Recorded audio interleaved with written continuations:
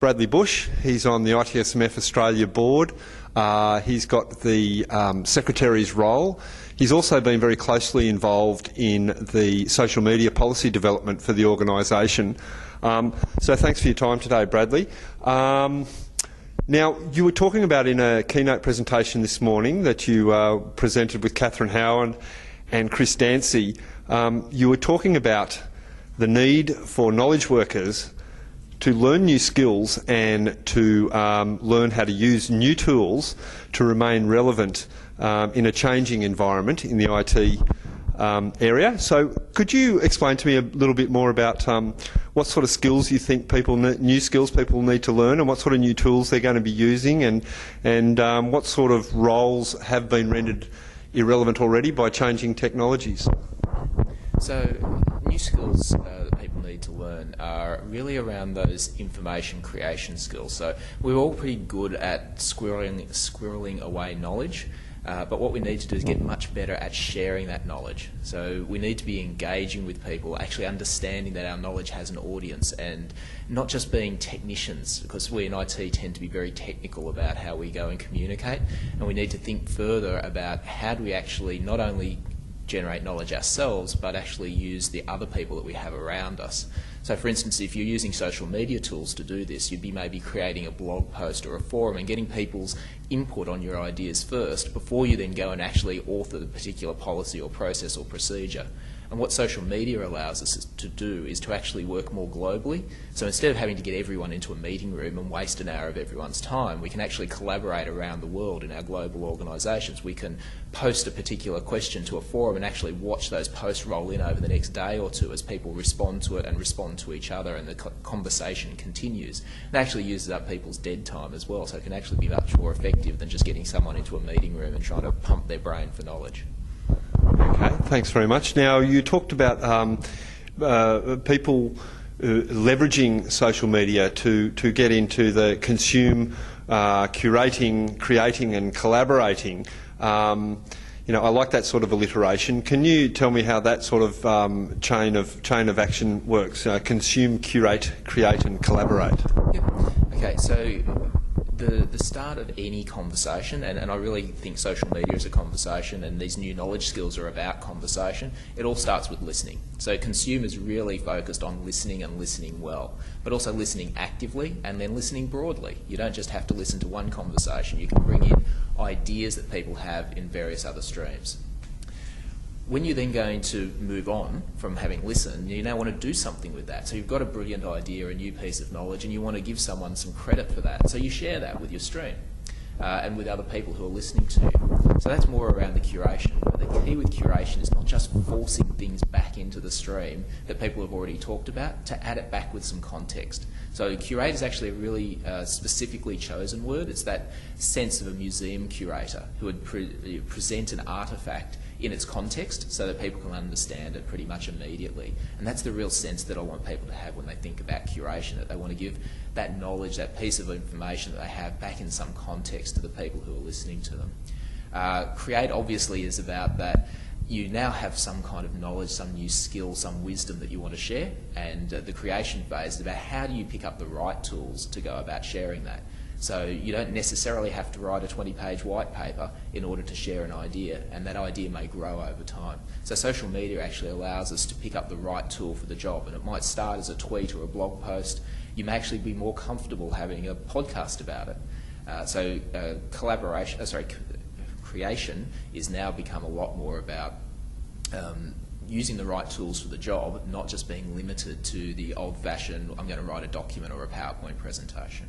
Finally, collaboration. So collaboration as a skill is actually not just working with people face-to-face in a team, but it's going broader than that. So it's actually allowing us to use all those social media tools that allow us to be present in a meeting around the world, or to not even have a meeting at the same time, actually work together over time and space. Okay, thank you. Now during the keynote presentation this morning, there was some discussion about policies and control and risks involved in social media. Obviously, IT service management workers, people that are embedded into IT service management practice, and as professionals they're used to having a bit of control around things. Now, obviously, social media opens doors for the loss of control, or at the other end of the spectrum, chaos. So that involves some risk management. Now, obviously, you can't put too much control over individuals as utilising social media, but as a corporation or as an organisation, it would have to come back to having some form of control and some form of policy around it. Can you talk a bit about the risks and the controls and the policies that should be put around IT service management's use of social media? Yeah, so I think one of the responses in the keynote was around it being the Wild West out there with social media, and I think you really hit on that in the question. There's a sense that people will use these tools, and there's a sense of one of the biggest risks is personally oversharing. So forgetting that you're at work and starting to talk about your social life. So one of the risks for obviously organisations is that people don't know how to use the tools appropriately, and they don't naturally switch between their at work and out of work persona. One of the other risks to do with social media is that people control it too much. There's a great business opportunity to be had here, not only for IT but also for our true businesses to consume, curate, collaborate together and get a much better and more effective outcome. So by just simply blocking the tools of social media, we actually have a risk of not doing it. So we've got to find that balance, and that's where I think policy comes in. Whatever we do with social media in an organisation, it has to be aligned to the organisation's objectives, and the policy is the tool that the governors of the organisation use to communicate to that organisation and its staff particularly how to make good and wise decisions that align with the organisation's objectives. Not only the organisation's objectives, but the controls that are around it. So for instance, some industries are very tightly controlled. Banking, the provision of financial advice, the regulators have quite some interest in how social media is used. So in those industries, obviously the governors have to tell the people to be very controlled about how they use it and may actually have to ban it. Whereas in other industries, industries that are more focused on customers but have less control, you then have the opportunity to actually say, well, no, we want to do this. In fact, we want to engage with our conversation. In fact, there are many sort of IT and IT service management consulting companies who are encouraging their consultants to get out there and get involved because the conversation happens outside the organisation's border. So there's a lot of opportunities to both use social media internally, where we balance the risk of people behaving inappropriately or bringing outside in, but also to actually create controls that allow people to use social media outside the organisation to actually better build our brand and also to better build our knowledge as we build on the shoulders of the giants who are out there and actually interact with the rest of the industry.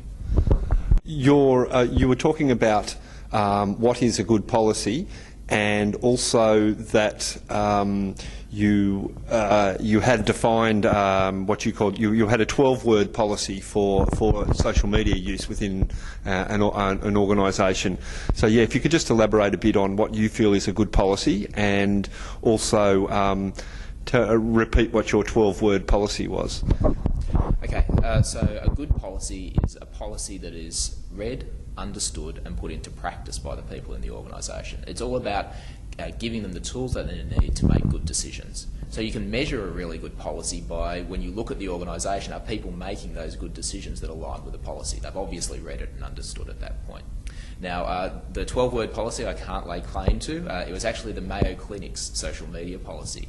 And the simple 12 words actually boil down to 4 key concepts that you have to have in any social media policy. So the first key concept is act with integrity. Don't be the kind of person that cheats or steals other people's IP and passes it off as your own.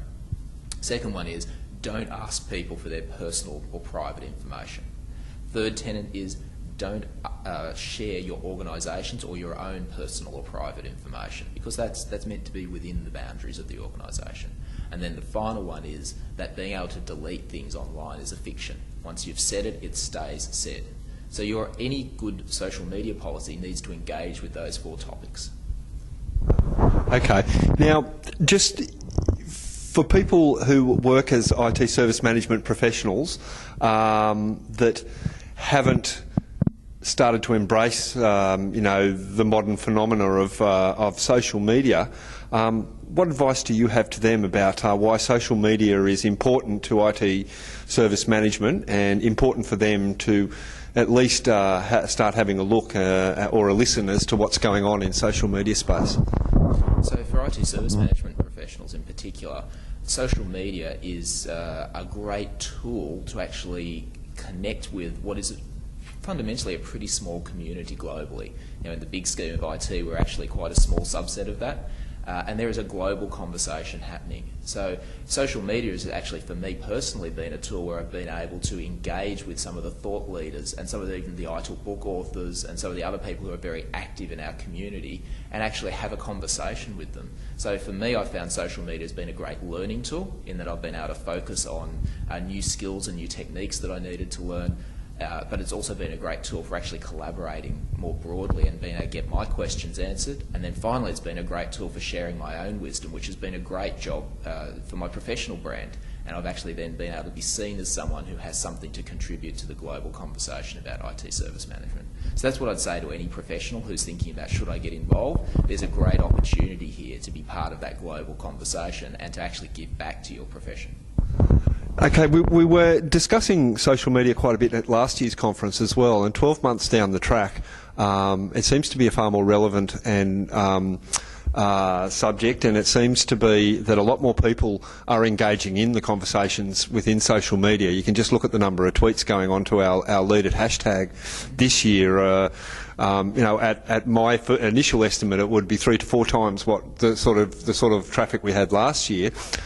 So I mean, the industry and social media itself as a phenomena is moving very quickly. Do you have any vision or any thoughts on where we might be in 12 months' time with social media? What areas we can expect to see changes in over the following 12 months? Yeah, I think one of the big changes you've seen in the previous 12 months is the social media tools have actually gotten a lot better about being able to segment your audience, so that you can actually have a conversation in Facebook not only with your friends but with your professional colleagues, and even to segment your audience down to different topics of interest. So for instance, I could have a different group of friends who are involved in risk management to the ones who might be involved in more general IT service management or social media. So that's, I think, one of the reasons why you're seeing a lot more engagement at this year's conference, because people have actually found that there are tools to blend their private and personal accounts with their professional brand and actually then have those different conversations using those same tool sets.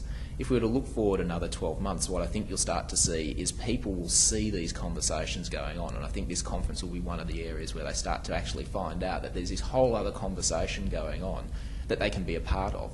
So what I'm hoping is that over the next 12 months we will have given people the idea at this conference, but also the challenge at this conference to get involved in that conversation, and I think that will continue on. I think the other thing you'll start to see is some of the things that Chris Dancy's going to talk to us about in his presentation around the professional reputational index kind of scores. So things like Clout or Peer Index.